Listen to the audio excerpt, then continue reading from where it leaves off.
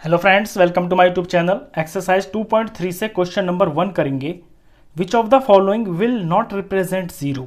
यहाँ पे आपको ABCD चार पार्ट दे रखे हैं। इनमें बताना है कि इनमें से कौन जीरो को रिप्रेजेंट नहीं करता, यानी किसका आंसर जीरो यहाँ पे नहीं आएगा। ए पार्ट देखिए, ए पार्ट के अंदर लिखा हुआ है 1 + 0। अब 1 के अंदर जब हम जीरो जोड़ेंगे, जीरो मतलब कि कुछ भी नहीं, तो आंसर तो 1 ही आएगा। तो 1 में जीरो जोड़ा तो 1 आ गया। तो ये 1 आया है तो जीरो तो नहीं आया, तो ये एक पार्ट हो गया। ये जो ए पार्ट है ये जीरो को रिप्रेजेंट नहीं करता है। बी पार्ट देखिए, बी पार्ट के अंदर है 0 × 0। अब जीरो को जीरो से मल्टीप्लाई करेंगे तो ये जीरो ही आएगा। तो ये पार्ट आपका जीरो को रिप्रेजेंट करता है। सी पार्ट 0 ÷ 2, तो जीरो को 2 से डिवाइड करेंगे। जीरो को आप किसी भी नंबर से डिवाइड कीजिए। अगर आपका न्यूमरेटर में जीरो है, डिनोमिनेटर में कोई भी नंबर है ना, तो आपका आंसर जीरो ही आएगा। 2 हो, 5 हो, 6 हो, कुछ भी हो, तो यहां भी आंसर जीरो ही आएगा। डी पार्ट के अंदर ऊपर ऊपर न्यूमरेटर के अंदर सब्ट्रैक्शन हो रही है। 10 में से 10 गया तो ऊपर आ गया 0। नीचे डिवाइडेड बाय 2 है, अब यहां भी 0 डिवाइडेड बाय 2 आ गया, तो 0 को 2 से डिवाइड करेंगे तो ये 0 आ गया। तो ABCD इन चार पार्ट्स के अंदर B, C और D ये जीरो को रिप्रेजेंट करते हैं। हमसे पूछा है नॉट रिप्रेजेंट जीरो, यानी इनमें से वो कौन सा पार्ट है जो जीरो को रिप्रेजेंट नहीं करता है। तो हमें नहीं वाला आंसर देना है, यानी जिसका आंसर जीरो नहीं आया है। तो यहां जो हमारा आंसर है वो है पार्ट ए। क्वेश्चन खत्म। तो इस वीडियो में बस इतना ही। नेक्स्ट क्वेश्चंस के लिए मिलते हैं फिर नेक्स्ट वीडियो में। तब तक के लिए good bye. Hello friends, welcome to my YouTube channel. Exercise 2.3 से क्वेश्चन नंबर 2 करेंगे। If the product of two whole numbers is zero. यहां तक की बात को समझिए। पहले क्वेश्चन कहता है कि कोई दो नंबर है और उनका जो प्रोडक्ट है ना वो जीरो के बराबर है। जैसे यहां कोई होल नंबर है, यहां पे कोई होल नंबर है, होल नंबर और ये होल नंबर, दो होल नंबर का प्रोडक्ट जीरो है। Can we say that one और both of them will be zero. क्या हम ये कह सकते हैं कि इन दो नंबरों में जब आंसर आपका जीरो आ रहा है, इन दोनों होल नंबर में या तो एक नंबर जीरो होगा या फिर दोनों ही जीरो होंगे। Justify through examples. ये बात आपको एग्जाम्पल देख के समझानी है। अब देखिए, दो होल नंबर्स हैं, दो होल नंबर का प्रोडक्ट चाहिए जीरो। तो जीरो प्रोडक्ट कब आएगा? जीरो प्रोडक्ट तब आएगा या तो आपके दोनों ही नंबर जीरो हों। तो इतनी बात इसके अंदर बिल्कुल ठीक है कि दोनों जीरो होंगे तो प्रोडक्ट जीरो आएगा। और फिर जीरो तब भी आएगा जब आपका एक नंबर अगर जीरो है और दूसरा नंबर भले ही चाहे कुछ भी हो। जैसे कि मैं 7 को 0 से मल्टीप्लाई करता हूं तो भी जीरो ही आएगा। आप जीरो को किसी से भी मल्टीप्लाई कीजिए, आंसर हमेशा जीरो ही आएगा। 0 × 9 कीजिए तो भी जीरो ही आएगा। जीरो को किसी से मल्टीप्लाई कर दीजिए, आंसर हमेशा जीरो आएगा। तो ये स्टेटमेंट पूरी तरह से ठीक है कि अगर आपके पास दो होल नंबर हैं और जीरो आंसर है तो उन दोनों होल नंबर में से दोनों जीरो हो सकते हैं और उनमें से एक भी जीरो हो सकता है और दूसरा कुछ और नंबर हो सकता है। तो ये स्टेटमेंट पूरी तरह से जो है राइट है। तो ये स्टेटमेंट बिल्कुल पूरी तरह से ट्रू है। क्वेश्चन खत्म। नेक्स्ट क्वेश्चन के लिए मिलते हैं फिर नेक्स्ट वीडियो में। तब तक के लिए good bye. Hello friends, welcome to my YouTube channel. Exercise 2.3 से क्वेश्चन नंबर 3 करेंगे। If the product of two whole numbers is 1। अगर दो होल नंबर्स का प्रोडक्ट 1 है, इतना समझिए पहले कि ये कोई दो नंबर्स हैं, इनका प्रोडक्ट जो है 1 है। कहता है can we say that one और both of them will be 1। तो क्या हम ये कह सकते हैं कि ये दोनों होल नंबर्स 1 होंगे या फिर इनमें से कोई एक 1 हो सकता है? Justify through examples. आप इसे एग्जाम्पल देके समझाइए। तो देखिए, हमें यह दिखाना है कि क्या एक नंबर से 1 आ सकता है या दो नंबर से 1 आ सकता है। अगर इन दोनों होल नंबर्स की जगह पे मैं 1 रखता हूं तो 1 × 1 आएगा। अगर दोनों नंबर को मैं 1 रखूं तो प्रोडक्ट 1 आएगा। लेकिन अगर इन दो होल नंबर्स के अंदर एक तो 1 हो और एक नंबर 1 से अलग हो कुछ और नंबर, लेट सपोज मैं यहाँ पे 5 लिख लेता हूँ, तो आंसर आएगा 5 × 1 = 5। तो अगर इन दोनों में से एक नंबर 1 है और दूसरा 1 नहीं है तो आपका आंसर 1 नहीं आएगा। आंसर वो आएगा जो यहाँ पे 1 से अलग होगा। एक एग्जांपल और देखिए, जैसे मैं एक होल नंबर ले लेता हूँ 7 और दूसरा होल नंबर मैं ले लेता हूँ 1, तो फिर 7 1 जा 7 आंसर आएगा। तो इस स्टेटमेंट के अंदर आधी बात सही है और आधी बात गलत है। हम ये तो कह सकते हैं कि जब दोनों 1 होंगे तो आंसर 1 आएगा, लेकिन जब इन दो में से एक 1 होगा तो आंसर फिर 1 नहीं आएगा। तो हम इसे ऐसे लिखेंगे, 1 will come when both numbers will be 1। जब इन दोनों होल नंबर्स में से दोनों के दोनों ही 1 होंगे तो 1 आएगा। अगर एक 1 से अलग कुछ और है तो फिर 1 नहीं आएगा। बस यही आपको इसके अंदर बताना था। जस्टिफिकेशन के लिए ऐसे आप 2-3 एग्जांपल्स दे देना। क्वेश्चन खत्म। इस वीडियो में बस इतना ही। नेक्स्ट क्वेश्चंस के लिए मिलते हैं नेक्स्ट वीडियो में। तब तक के लिए good bye. Hello friends, welcome to my YouTube channel. Exercise 2.3 से क्वेश्चन नंबर 4 करेंगे। Find using distributive property. Distributive property का यूज़ करके हमें इनकी मल्टीप्लिकेशन निकालनी है। ये क्वेश्चन हम पीछे भी कर चुके हैं। चलिए ए पार्ट से शुरू करते हैं। तो 728, इसे तो हम एज इट इज़ रख लेंगे। ये जो 101 है इसे ब्रेक कर लेंगे हम 100 और प्लस 1 में। अब 728 को पहले 100 से मल्टीप्लाई करेंगे, फिर 728 को 1 से मल्टीप्लाई करेंगे। यहाँ लग गई इसके अंदर डिस्ट्रीब्यूटिव प्रॉपर्टी। तो 728 मल्टीप्लाई 100, बीच में प्लस है तो प्लस 728 मल्टीप्लाई 1। अब 728 को 100 से मल्टीप्लाई करेंगे तो जस्ट सिंपली इसके पीछे ये 2 0 लग जाएंगे, क्योंकि 728 1 जार 728 हो जाएगा और ये 2 0 प्लस का प्लस 728 1 जार 728 ही हो जाएगा। अब इसको सिंपली ऐड करना है और हमारा आंसर आ जाएगा। यहाँ पे 728 इसके अंदर ऐड करते हैं, पीछे 8 आ गया, ये 2 आ गया, 7 और 8 15 का 5 और ये 1 आ गया, 2 और 1 ये 3 हो गया और 7 का 7 हो गया। 7 3 5 2 8, 7 3 5 2 और ये 8, 1 टाइम्स 100 1000 10,000, ये कॉमा लगा दिया। इस तरह से आपको एक नंबर को ब्रेक करना है, उस नंबर को ब्रेक करना जिसके अंदर आपके 100 निकल आए या फिर 1000 निकल आए, ताकि मल्टीप्लिकेशन आसान रहे। चलिए ए के बाद बी पार्ट करते हैं। बी पार्ट के अंदर क्वेश्चन है 5437 मल्टीप्लाई 1001।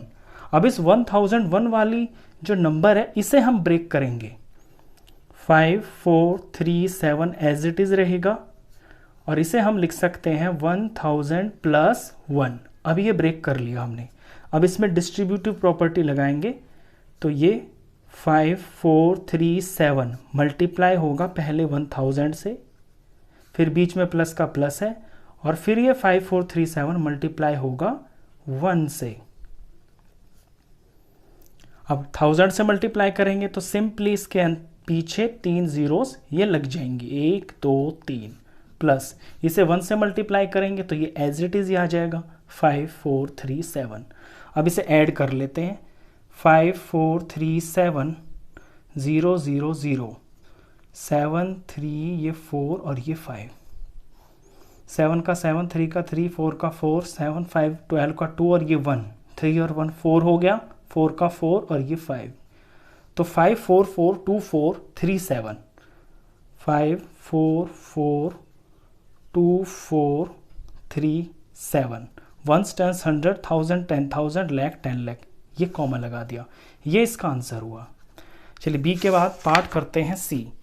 सी पार्ट के अंदर 824 मल्टीप्लाई करना है 25 से।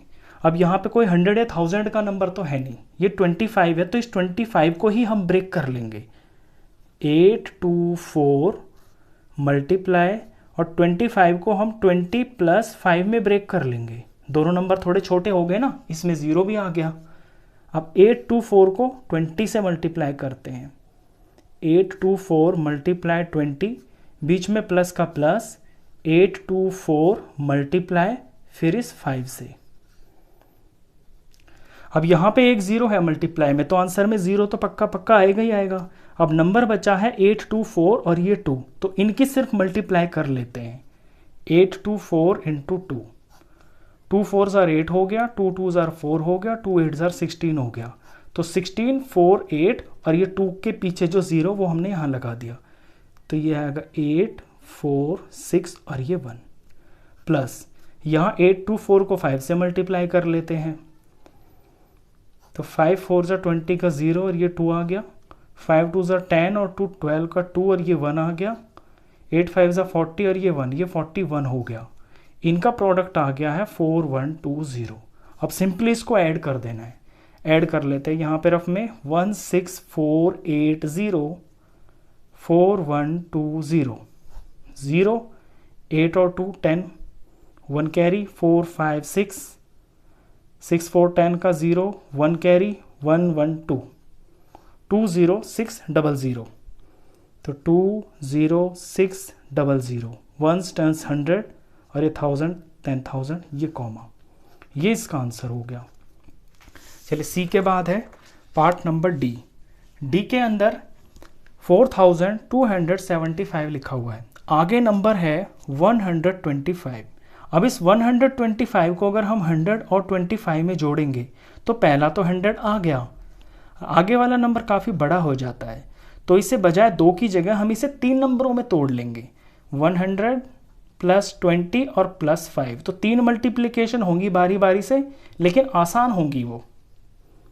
तो 4275 एज इट इज़, और 125 को 100 प्लस 20 प्लस 5, इसमें मैंने ब्रेक कर लिया। अब बाहर वाला नंबर तीनों से बारी बारी मल्टीप्लाई होगा, पहले ये 100 से होगा, तो 4275 मल्टीप्लाई 100, फिर प्लस का प्लस लगेगा, फिर ये 20 से भी मल्टीप्लाई होगा, 4275 मल्टीप्लाई 20, फिर प्लस का प्लस लगेगा, फिर यही नंबर 5 से भी मल्टीप्लाई होगा, 4275 मल्टीप्लाई 5। अब इनका प्रोडक्ट कर लेते हैं, तो यहाँ 100 से करना है तो सिंपली 2 0 लग जाएंगे पीछे, इसमें मेहनत करने की ज़रूरत ही नहीं होती है, प्लस का प्लस। यहाँ पे 4275 को 20 से मल्टीप्लाई करना है, तो पीछे की 0 तो ये आएगी ही आएगी आंसर में।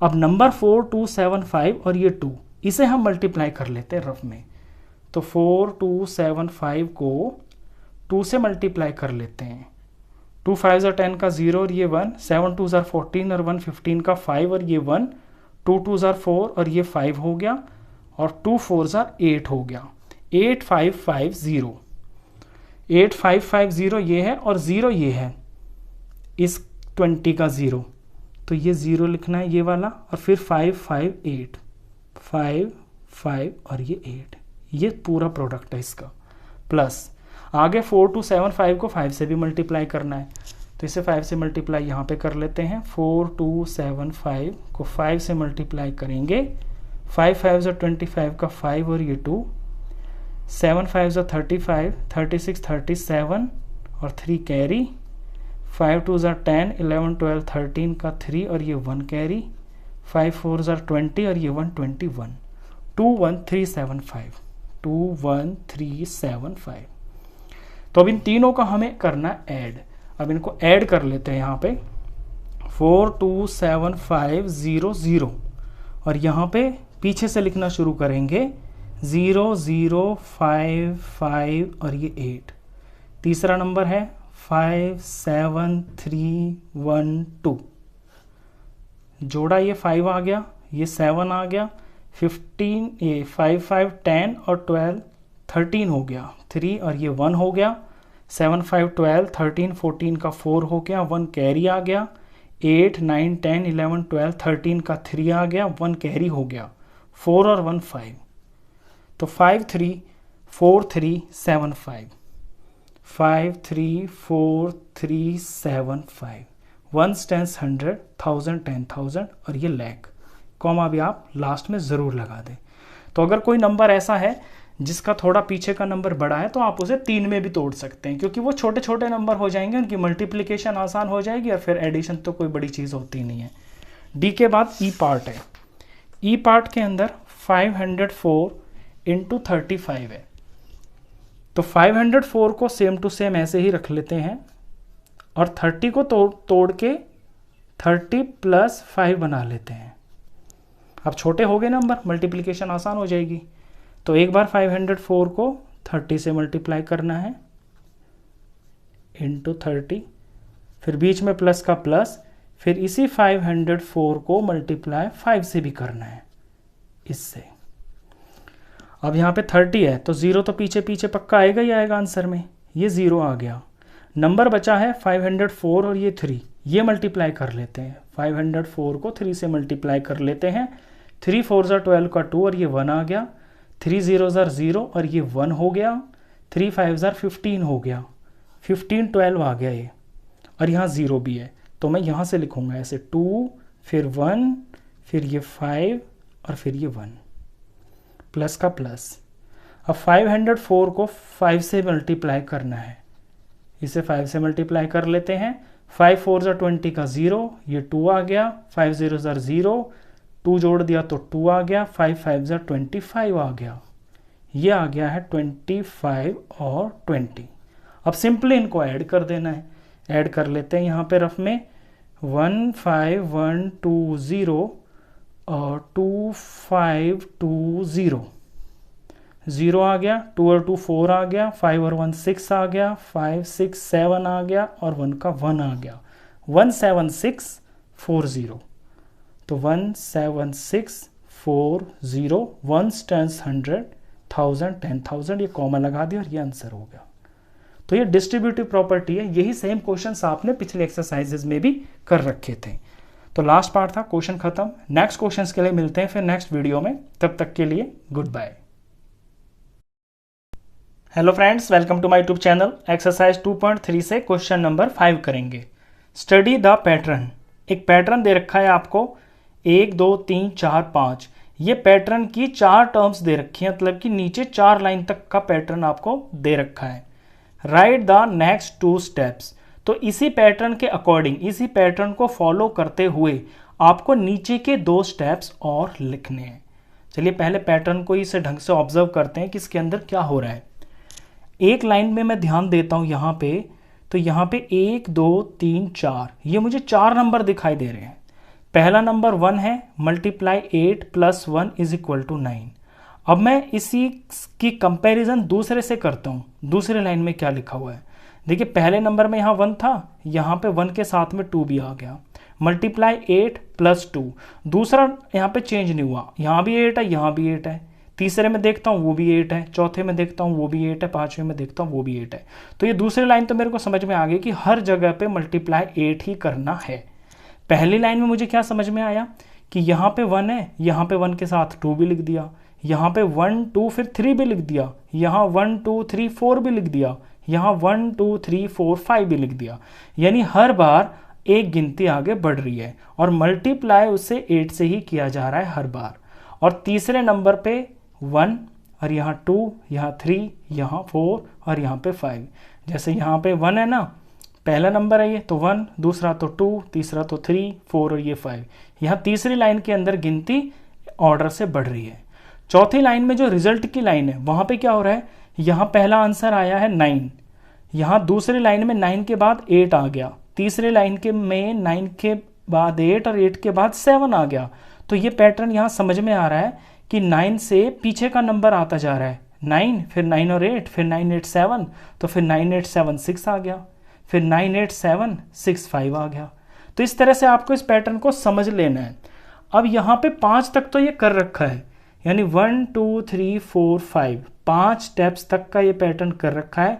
मुझे लिखना है 6th वाला स्टेप और 7th वाला स्टेप। तो देखिए इससे जो नेक्स्ट स्टेप होगा उसके अंदर ये जो गिनती है 1 2 3 4 5, ये 6 तक लिख दी जाएगी। 1 2 3 4 5 6, और मल्टीप्लाई हर जगह पे 8 से ही हो रहा है, तो 8 से ही मल्टीप्लाई होगा। और प्लस यहाँ पे होगा 6, क्योंकि यहाँ 6 तक पहुँच गए ना हम। ये जो पीछे का नंबर है ना, जितना यहाँ पे है ना वो ही इसके अंदर ऐड हो रहा है। यहाँ देखिए 5 है ना लास्ट में, तो 5 ही ऐड हो रहा है। यहाँ 4 है ना, तो 4 ही ऐड हो रहा है। ये 3 है ना, तो 3 ही ऐड हो रहा है। तो यहाँ 6 है, तो इसके अंदर 6 ऐड होगा। और जो रिजल्ट आएगा, रिजल्ट ये होगा कि यहाँ पे 98765 तक पहुँच गया, यानी ये 5 लिखा हुआ है ना, 5 नंबर, तो 5 नंबर 9 से पीछे के 5 नंबर आ गए। अब हम जब 6 लिख रहे हैं तो 9 से शुरू होके और 6 नंबर तक हमारा आंसर आएगा, यानी यहाँ पे जो लिखा जाएगा ये होगा 9, यहाँ पे लिख देता हूँ मैं, ये जगह कम पड़ रही है। रिजल्ट में जो आएगा 9 8 7 6 5 और ये 4 तक आएगा, क्योंकि 6 नंबर कर रहे हैं ना, 1 2 3 4 5 6। तो इस तरह से मैंने इस पैटर्न को ऑब्जर्व करके इसको समझ लिया कि यहाँ पे क्या क्या हो रहा है। तो ये मैंने निकाल दिया है इसका छठा वाला नंबर। मुझे 2 निकालने हैं ना, तो एक और करना है इसके नीचे, वो भी बिल्कुल इसी तरह से फॉलो होगा। वहाँ पे 6 तक, यहाँ 6 तक है ना, वहाँ 7 तक काउंटिंग आ जाएगी। तो 1 2 3 4 5 6 और ये 7। मल्टीप्लाई हर बार 8 से ही हो रहा है, मल्टीप्लाई बाय 8, और प्लस वो होगा जितने ये नंबर लिखे हैं। 7 लिखा है ना, तो 7 ही लिखना है। और इसके बाद 9 से गिनती शुरू होगी और 7 स्टेप तक चलेगी। 9 1 2 3 4 5 6 7, यहाँ 7 है, यहाँ 7 है, यहाँ 7 नंबर होंगे। तो 9 के पीछे 8, 8 से पहले 7, 7 से पहले 6, 6 से पहले 5, 5 से पहले 4, 4 से पहले 3। इस तरह से मैंने इस पैटर्न को ऑब्जर्व किया और इसकी जो सारे जो लाइंस हैं, ये जो नंबर्स हैं, इनको ऑब्जर्व किया और मैंने पता कर लिया कि हर बार यहाँ पे यहाँ पे यहाँ पे और यहाँ पे क्या चीज़ है। तो आपको भी पैटर्न को ऑब्जर्व करना आना चाहिए और उससे नेक्स्ट आपसे पूछे जा सकते हैं एग्जाम के अंदर। आगे क्वेश्चन कहता है कि कैन यू से हाउ द पैटर्न वर्क्स, क्या आप कह सकते हैं कि पैटर्न कैसे काम करता है। तो इस तरह से तो आपको क्वेश्चन आएगा नहीं, आपको ज़्यादा से ज़्यादा फिल इन द ब्लैंक्स आ जाएंगे। कोई पैटर्न दे देंगे, उसमें 3-4 तो दे देंगे, आगे का 1-2 आपसे पूछ लेंगे, जैसे यहाँ पे आपसे नेक्स्ट 2 पूछे थे। तो क्वेश्चन खत्म। इस वीडियो में बस इतना ही। नेक्स्ट क्वेश्चंस के लिए मिलते हैं फिर नेक्स्ट वीडियो में, तब तक के लिए गुड बाय।